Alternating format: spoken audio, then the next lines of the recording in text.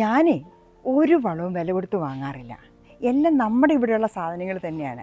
അതിനെ കമ്പോസ്റ്റായിട്ടും ഡയറക്റ്റും ഒക്കെ ഞാനിടും. ഒരു 10 തൈ നട്ടാൽ 7എണ്ണമെങ്കിലും പിടിക്കും. പിന്നെ എൻ്റെ പച്ചക്കറികളൊന്നും എക്സ്പെൻസീവ് കാര്യങ്ങളേ അല്ല. ഞാൻ ചെയ്യുന്നതെല്ലാം നമ്മുടെ ഇവിടെ കിട്ടുന്ന, നമ്മുടെ കിച്ചണിൽ നിന്നും, നമ്മുടെ ഫുഡ് വേസ്റ്റ്, കിച്ചണിൽ നിന്ന് കിട്ടുന്ന കഞ്ഞിവെള്ളം, പിന്നെ നമുക്ക് കോഴി വളർത്തലുണ്ട്, കോഴിയുടെ കാഷ്ടം, ഇതെല്ലാം വെച്ചാണ് ഞാൻ വളം ഉണ്ടാക്കുന്നത്. അപ്പോൾ റെഡിലി അവൈലബിൾ ആയിട്ടുള്ള ഇലകൾ ഇഷ്ടം പോലെ ഇലയുണ്ട്. ഇന്ന് തൂത്തുവാരിയ ഇല തന്നെ ഞാൻ എടുത്ത് വെച്ചിട്ടുണ്ട്. പിന്നെയുള്ളത് ചാരം, പിന്നെ മണ്ണ്, പിന്നെ കഞ്ഞിവെള്ളം. ഇതെല്ലാം നമ്മുടെ വീട്ടിലുള്ള സാധനങ്ങൾ. ഇത് വെച്ച് നമുക്കൊരു കമ്പോസ്റ്റ് ഉണ്ടാക്കി വെക്കാം. എന്നെ ഫോളോ ചെയ്യുന്നവർക്കറിയാം, പ്രൊഫഷണലി ഞാനൊരു ഡോക്ടറാണ്. പക്ഷേ എൻ്റെ ഫ്രീ ടൈമുകളിൽ പണ്ടൊക്കെ ഭയങ്കര ബിസിയായിരുന്നു. പിള്ളേർ, അവരുടെ ട്യൂഷൻ, അവരുടെ ക്ലാസ്സുകൾ, പിന്നെ പ്രാക്ടീസ്, ഇതെല്ലാം കൂടെ ആയപ്പോൾ നമുക്ക് ഒന്നിനും സമയമില്ലായിരുന്നു. അപ്പോൾ ആ ബിസി ലൈഫ് കഴിഞ്ഞിട്ട് നമ്മളൊന്ന് ഫ്രീ ആയി, പിള്ളേരെല്ലാം അവരുടെ ജോലിക്കും പല ആവശ്യങ്ങൾക്കായി പല സ്ഥലങ്ങളിലേക്ക് പോയി. അപ്പം നമ്മളെന്തായി, നമ്മുടെ പഴയ കൃഷിയിലേക്ക് തിരിച്ചിറങ്ങി. പക്ക നാട്ടുപുറത്തുനിന്ന് വന്ന എനിക്ക് ഈ കൃഷിയുടെ കാര്യങ്ങളൊക്കെ കണ്ടും കേട്ടുമൊക്കെ അറിയായിരുന്നു. പക്ഷെ പ്രാക്ടിക്കൽ എക്സ്പീരിയൻസ് വളരെ കുറവായിരുന്നു. ഏത് കാര്യത്തിനും എക്സ്പീരിയൻസ് കൗണ്ട്സ് എ ലോട്ട്. സത്യമാണ്.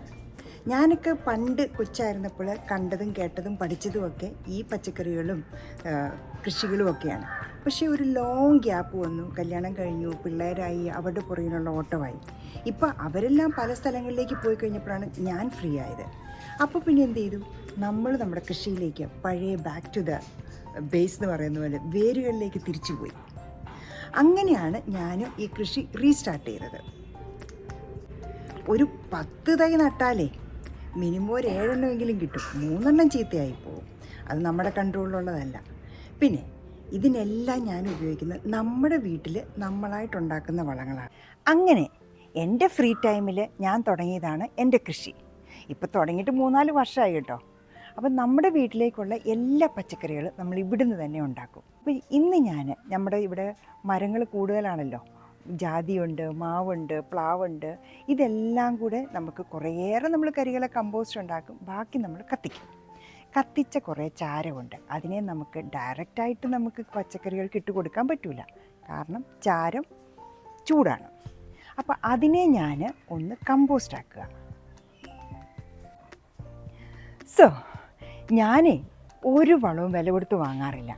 എല്ലാം നമ്മുടെ ഇവിടെയുള്ള സാധനങ്ങൾ തന്നെയാണ്. അതിനെ കമ്പോസ്റ്റായിട്ടും ഡയറക്റ്റും ഒക്കെ ഞാനിടും. അപ്പോൾ നമ്മുടെ ചാരം പക്ഷേ നമുക്ക് ഡയറക്റ്റ് ഇടാൻ പറ്റില്ലല്ലോ. ഡയറക്റ്റ് ഇട്ട് കഴിഞ്ഞാൽ അത് ഭയങ്കര ചൂടാണല്ലോ. അതിനെ നമുക്കൊന്ന് കമ്പോസ്റ്റ് ആക്കാം. നമുക്ക് റെഡിലി അവൈലബിൾ ആയിട്ടുള്ള ഇലകൾ ഇഷ്ടം പോലെ ഇലയുണ്ട്. ഇന്ന് തൂത്തുവാരിയ ഇല തന്നെ ഞാൻ എടുത്ത് വെച്ചിട്ടുണ്ട്. പിന്നെയുള്ളത് ചാരം, പിന്നെ മണ്ണ്, പിന്നെ കഞ്ഞിവെള്ളം. ഇതെല്ലാം നമ്മുടെ വീട്ടിലുള്ള സാധനങ്ങൾ. ഇത് വെച്ച് നമുക്കൊരു കമ്പോസ്റ്റ് ഉണ്ടാക്കി വെക്കാം. വലിയ മഴയുടെ ആ സീസണൊക്കെ കഴിഞ്ഞു. ഇനിയിപ്പോൾ പച്ചക്കറി നട്ട് നമുക്ക് വിളവെടുക്കേണ്ട സമയങ്ങളാണ്.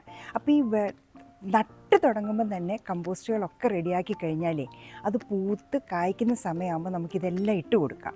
അപ്പോൾ ഇങ്ങനെയുള്ള നല്ല വളങ്ങൾ ഇട്ട് കഴിഞ്ഞാൽ നമ്മുടെ പച്ചക്കറികൾ നല്ല ഗ്രോത്ത് ആയിരിക്കും, നല്ല കായ്ഫലങ്ങൾ നമുക്ക് തരും.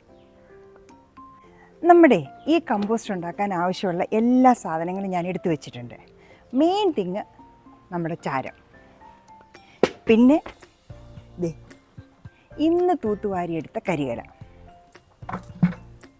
പിന്നെ മണ്ണ്, ലാസ്റ്റ് കഞ്ഞിവെള്ളം. ഇത് 2 ദിവസം മുമ്പത്തെ നല്ലപോലെ ആറിയ പുളിച്ച കഞ്ഞിവെള്ളമാണ്. ഇത്ര സാധനങ്ങൾ. പിന്നെ ഇതെല്ലാം ഇട്ട് വയ്ക്കാനോ ഒരു ചാക്ക്.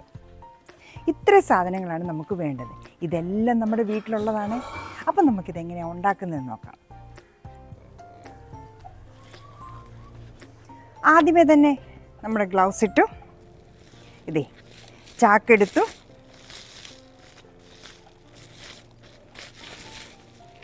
ചാക്കിനെ ഒന്ന് ചെറുതായിട്ട് ചുരുട്ടുക. അല്ലെങ്കിൽ നമുക്ക് ഒരാൾക്ക് തന്നെ ഇത് ചെയ്യാൻ പറ്റാണ്ട് വരും, അല്ലെങ്കിൽ കൂടെ ആരെങ്കിലും നിന്ന് ചെയ്യേണ്ടി വരും. കഞ്ഞിവെള്ളത്തിനെ നമുക്കെടുത്ത് ഇങ്ങോട്ട് മാറ്റി വയ്ക്കാം. യെസ്. ഇനി ആദ്യമേ നമ്മൾ ഇടേണ്ടത് മണ്ണ്. നമ്മുടെ മെയിൻ ഇൻഗ്രീഡിയൻ്റായ മണ്ണിടുക. ഇത് കഴിഞ്ഞ ദിവസമേ നമ്മൾ തെങ്ങ് നട്ടപ്പം കുറേയേറെ ലൂസ് മണ്ണ് കിടന്നു. അത് ഞാൻ വെട്ടിയെടുത്തുകൊണ്ട് വന്നതാണ്. ചാക്കിൻ്റെ അടിയിലോട്ട് മണ്ണിട്ടു. അപ്പോൾ ഇതൊന്ന് സ്റ്റഡിയായി. അടുത്തത് നമ്മുടെ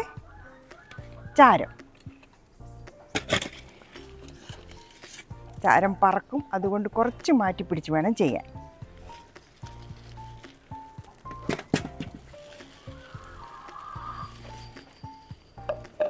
അടുത്തത് നമ്മൾ എടുത്തു വെച്ചിരിക്കുന്ന കരിയില.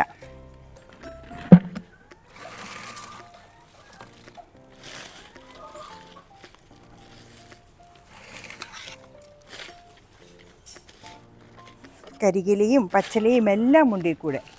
ഇന്ന് ഞാൻ കുറച്ച് ചെടികളൊക്കെ ഒന്ന് ട്രിം ചെയ്തിരുന്നു, അതിൻ്റേതുമുണ്ട്. ഇനി അടുത്തതാണ് നമ്മളെടുത്ത് വെച്ചിരിക്കുന്ന കഞ്ഞിവെള്ളം. നല്ല പുളിച്ച കഞ്ഞിവെള്ളമാണ്, അതൊഴിക്കുക.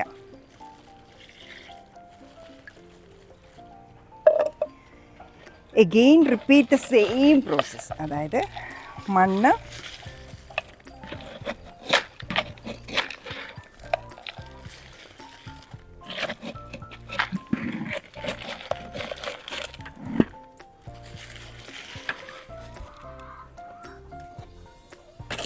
ചാരം,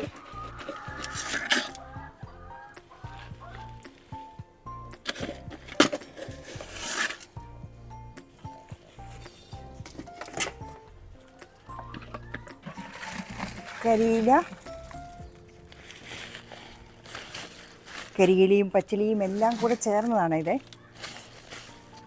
ഇനി കഞ്ഞിവെള്ളം,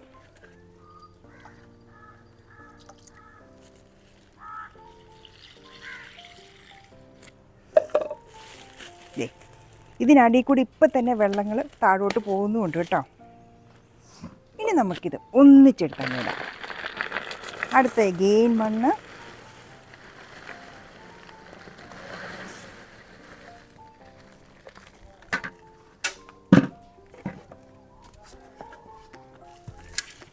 ചാരം,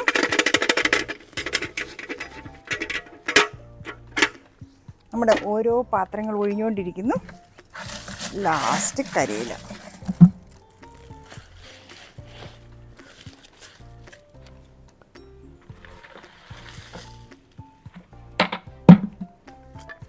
ഒന്നുപോലും കളയണ്ട.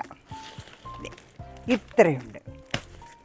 ഇനി കഞ്ഞിവെള്ളം നല്ല രീതിയിലുണ്ട്, എന്നാലും മുകളിൽ കുറച്ചുകൂടി ഒന്ന് സ്പ്രിങ്കിൾ ചെയ്ത് കൊടുത്തേക്കാം.